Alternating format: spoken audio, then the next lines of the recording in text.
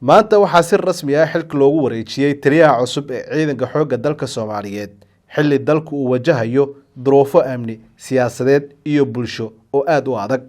Xil wareejintan ayaa ku soo aadaysa marxalad xasaasi ah oo la xiriirta dagaalka lagula jiro kooxaha argagixisada ah, dib u dhiska ciidanka iyo kalsoonida shacabka. Haddaba, taliyaha maanta xilka la wareegay maxaa horyaala? haddii aynu eegno taliyaha maanta xilka la wareegay waxaa horyaala 5 qodob. Midda koowaad waa sugidda amniga qaranka. Taliyaha cusub waxaa hortaala mas'uuliyadda ugu weyn ee xoojinta howlgallada ka dhanka ah argagixisada, gaar ahaan sugidda amniga magaalooyinka iyo deegaanada laga xoreeyay cadowga. 2. Dib u habeynta ciidanka xoogga dalka Soomaaliyeed. Waxaa jira baahi weyn oo loo qabo mideynta, tababar joogto ah, qalabayn iyo mushaar joogto ah si loo helo ciidan tayo iyo tiro ahaanba u diyaarsan difaaca dalka. 3.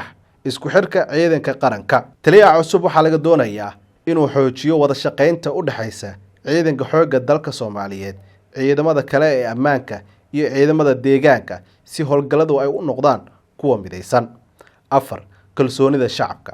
Soo celinta kalsoonida shacabka ee ciidanka waa arrin muhiim ah, taas oo ka imaan karta anshax ciidan, ilaalin xuquuqda rayidka iyo daahfurnaanta howlgallada ee ka dhanka ah Al-Shabaab. 5. Ka guurista ku tiirsanaanta ciidamada shisheeye. Mid ka mid ah caqabadaha waaweyn waa diyaarinta ciidanka qaranka si ay ula wareegaan mas'uuliyadda amniga guud ee dalka marka ay yaraadaan ama gabi ahaanba ka baxaan ciidamada caalamiga ah ee Soomaaliya u jooga ilaalinta amniga qaranka. Haddaba, maxaa laga filan karaa taliyaha maanta xilka la wareegay?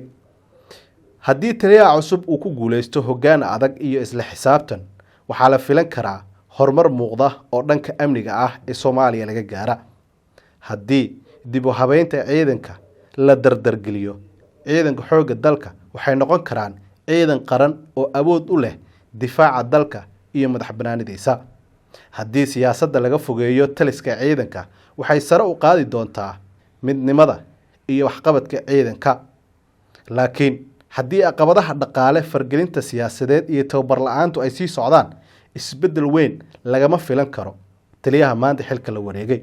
Ugu dambeyntii, taliyaha cusub ee ciidanka xoogga dalka Soomaaliyeed ee maanta xilka la wareegay wuxuu wajahayaa fursado taariikhi ah iyo caqabado waaweyn.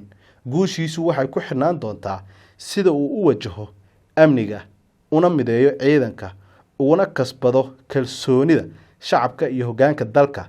Indhaha shacabka iyo beesha caalamkuba waxay ku sii jeedaan waxqabadkiisa bilaha soo socda. Adigu sideed u aragtaa?